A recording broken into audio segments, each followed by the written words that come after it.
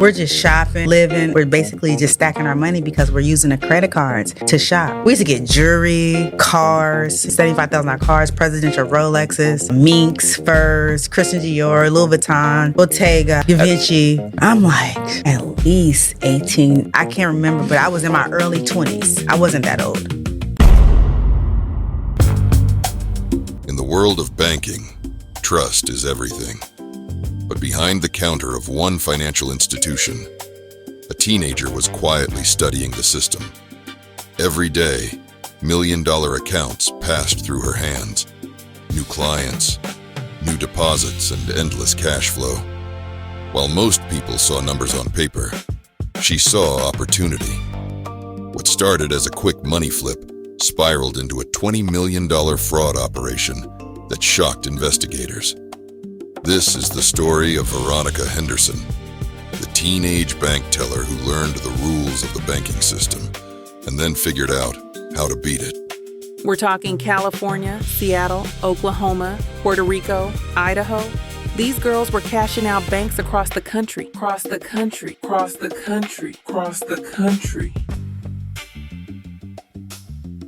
Veronica Henderson grew up in Oakland during the 80s era. Her father was a well-known gangster, and her brother was street certified. Veronica grew up with her grandparents, who instilled a strong family structure. But the love for money had her hustling at a very young age. Veronica learned the fraud game by her older cousin, who was a professional at the art of pickpocketing, and also knew the bank fraud game in the early 80s before the internet. Veronica didn't know at that time, but one trip to the bank as a teenager would change everything. Standing beside her older cousin, she played the decoy role in a fraud operation that ended up with over $100,000 cash disappearing without suspicion. From that moment, Veronica made her decision to enter the bank fraud game. She knew the best way to pull off a heist is to have inside help, so she became the inside source, becoming a bank teller while still a teenager.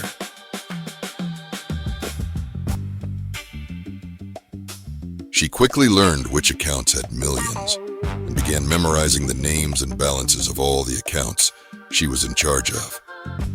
One day, Veronica ended a day at the bank grabbing stacks of withdrawal slips to put her operation to work. She then recruited a team of 20 girls with detailed instructions to enter the bank and go directly to her with the withdrawal slips already filled out. And just like that, Veronica had over 20 crew members walking out with $5,000 to $9,000 apiece every day, but never over $10,000 because that amount would alert the IRS. The account holders would never know the money was missing because the bank system was different at this time. If the account holder asked for their balance, Veronica would simply write down an amount on the receipt slip, and the customer would never know the difference. The operation was going smooth until one day a bank discovered an issue with missing funds. Veronica's bank manager was recounting the money and became confused when Veronica quickly manipulated some paperwork, causing the manager to believe the money was there. She got away with it this time, and in the process learned her new game, cash advance. Veronica switched jobs and switched to the new hustle. Her cash advance operation was more sophisticated. She gave her crew members detailed instructions that included fake IDs, a fake customer service call center, and a dress code for all bank transactions that included business suits, high heels, and briefcases. Her recruits would walk in the bank with a declined credit card, prompting the bank teller to call what they believed was customer service. But it was a number to Veronica's crew members. She had a sophisticated setup that was bringing in at least $100,000 a day. $100,000 a day. With talking points that was designed by her with a few simple questions, they would give the bank teller approval for the cash advance. And just like that, Veronica became a cash magician. With $9,000 from each recruit, multiple times a day, every day, Veronica was becoming the fraud queen of banking.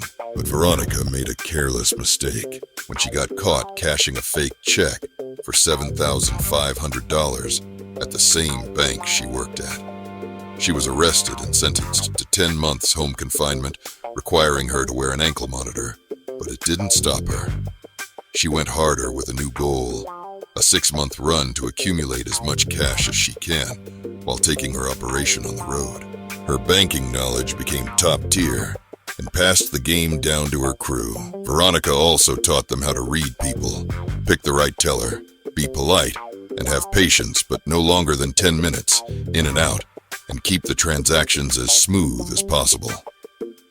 Now in her early 20s, Veronica traveled to various states to coordinate her plans, including Seattle, Oklahoma, Tennessee, Hawaii, and Puerto Rico. Her operation had gotten so large, she began recruiting in other states.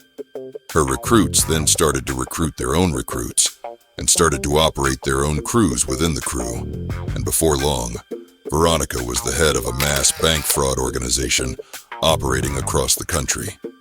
Her personal crew of 6 would collect money from different banks each week in different states with a goal of $100,000 to $200,000 per trip, totaling over $500,000 each month. She broke some of her own rules while collecting money in Oklahoma with over $200,000 sitting in a car. She doubled back at one of the banks she already made a withdrawal from.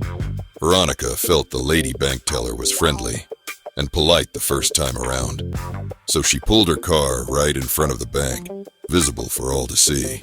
A move she never did before, and proceeded to walk in and approach the same bank teller. But she instantly felt something was off, and she was right. Veronica told the teller, never mind, she'll be right back, but it was too late. The once polite bank teller pushed the button and immediately notified the authorities while taking down the plate number to the car Veronica was driving. And within minutes, the feds was following her along with a helicopter in the air, tracking her every move. Veronica was arrested that day, but the feds was confused on how she was getting over $100,000 a day off declined cards. At that time, they didn't know what to charge her with, so she was sentenced to 10 months to be served in federal custody. After the 10 months, Veronica was released and went right back to work.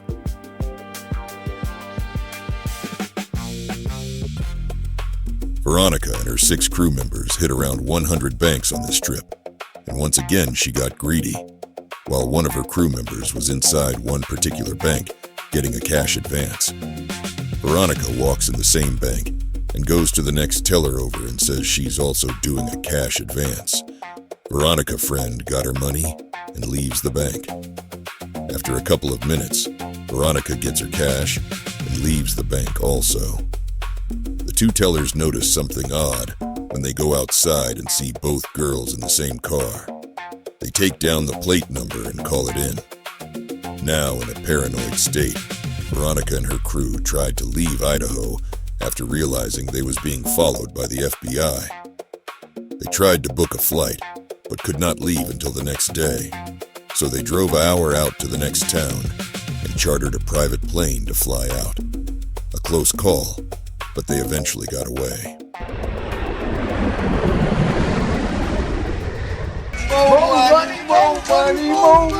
Veronica stepped up to not only cash advances, but traveler's checks, diamonds, high-end designer luggage and clothes. But the Fed case was building rapidly. While on a money trip to Tahoe, a crew member went to purchase a few traveler's checks, ranging in $10,000 apiece, and authorities was instantly notified. The feds had an alert on her crew, and Veronica was arrested, but almost got away, using a fake ID and the braces on her teeth to bite away her fingertips, so she couldn't be identified when fingerprinted. But the feds got a hold of her cell phone and called back some of her missed calls, and with a few inquiring questions, they was able to identify who Veronica was. She was hit with a superseding indictment from multiple states with 16 cooperating witnesses, all from the new recruit team she had taught the game. Now, at 23 years old, Veronica faced up to 20 years. While in federal custody, Veronica was told her brother was murdered in an unrelated incident, which caused her to go completely mute and not speak to anyone. Prison psychiatrists couldn't figure out what was going on, and the court sentenced her to 48 months, but gave her a compassionate release and was ordered to turn herself in at a specific date. But Veronica cut off her ankle monitor and went on the run and kept hustling. 21 years old with over $20 million cash. Veronica wasn't stopping. This was the part of the game where she says, "Catch me if you can." Veronica booked a plane with a fake ID to visit her sister in Seattle and puts her crew together for multiple bank runs when one day a bank teller hit the button and alerted authorities. And once again, Veronica was now being followed by the FBI. She hit the mall, trying to get rid of the cash, being aware that the agents was following her. She began to throw large amounts of money in the air, all through the mall, causing a distraction, while going in and out of different stores, trying to elude the agents. In one particular store, she went in and left out the back exit and got away from the agents that was following her. So she thought. Veronica made it back to her hotel room when the hotel phone rung, but no one was on the other end of the phone. It was complete silence. The feds was on Veronica's trail every step she took. It was only a matter of time, and she knew it. In a panic mode, Veronica tried to jump out the window and climb up a ladder to the hotel roof to get away. She eventually ditches that plan and walked out the hotel onto the street. Now, outside on a windy Seattle day, a man passes by, and right on cue, the wind blows his jacket to the side, and Veronica sees his badge and knew it was over, but not before losing the agents again. She jumped in a cab and offered the cab driver $20,000 to just drive. With over $100,000 in cash on her, Veronica tried to stuff some of the money in the back seat of the cab in an attempt to get rid of it, when she noticed a helicopter hovering over the cab and a swarm of FBI cars right behind them. The FBI caught up to them, pulled the cab over, and arrested Veronica. Now, instead of the 48 months, which would have been 4 years, she was given an additional 11, to serve a total of 15 years in federal custody. After receiving some good time, Veronica served a total of 10 years in federal custody, and in 2016, Veronica Henderson was released. She took her hustling spirit and started multiple companies, including Lollipop Fitness and her own trucking company. Veronica also made an appearance on B.E.T's Trap Queens. Veronica Henderson, the $20 million fraud queen.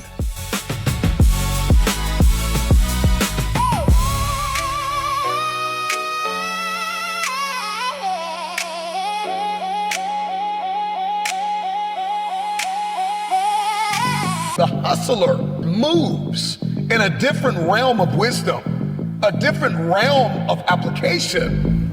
They're going after it. Everything that they have is on the table. No, hustler is anybody, like you can be a hustler. A hustler is anybody that gets up every single day and figures out a way to make good for themselves in this society. Hustler is anybody who has the drive to make something happen for himself. It so happened for us being in the street, hustler meant that we had to find a different way because there were no jobs available. You know, the school system was shot. So we had to hustle to find a different way to make means for ourselves. Which we call the American hustlers. If you believe, then you too can be a hustler. by any means necessary. Hustlers, Republicans and Democrats. Conservatives, labor, the seller, the buyer, the product, the producer. So you are what you are. Hustlers. Is absorbed and adored by those that don't understand the laws that govern. Hustlers. Allows you to make up your own laws and create brand new works. Hustlers. The mentality, an American way. If you believe, then you too can be a hustler. Damn, it feels good. Damn, it feels good to be a Hustler.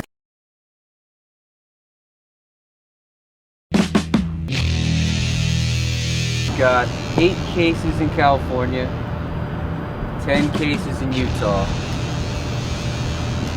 20 cases in New York, 9 cases in Guatemala.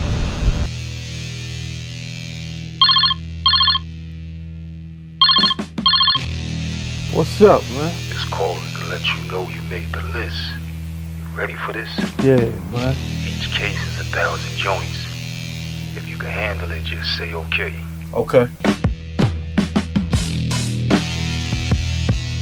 With hidden microphones strapped to their bulletproof vests and fluorescent powder sprinkled on money they use for drug buys. 150 miles north of Miami, a police sting operation. Law enforcement appears powerless to stop it. Show me where the money is. So I'm gonna hustle. You know, making the money that I was making. I was only working there only on a Sunday. That just coming home with $8,000. My best night was my birthday. Every year, I only bartend for 3 years. I only said 3 years I was gonna be in here, start my clothing line, and I was out. 65, 70. Right, C7, how many bottles? I need a calculator. Oh my God! One of Floyd fight weekends, I did Friday, Saturday, Sunday. I made $37,000. I had 2 hotel rooms, one for just my money, one for me to stay there. I learned a lot, and like I said, it's like the female drug game.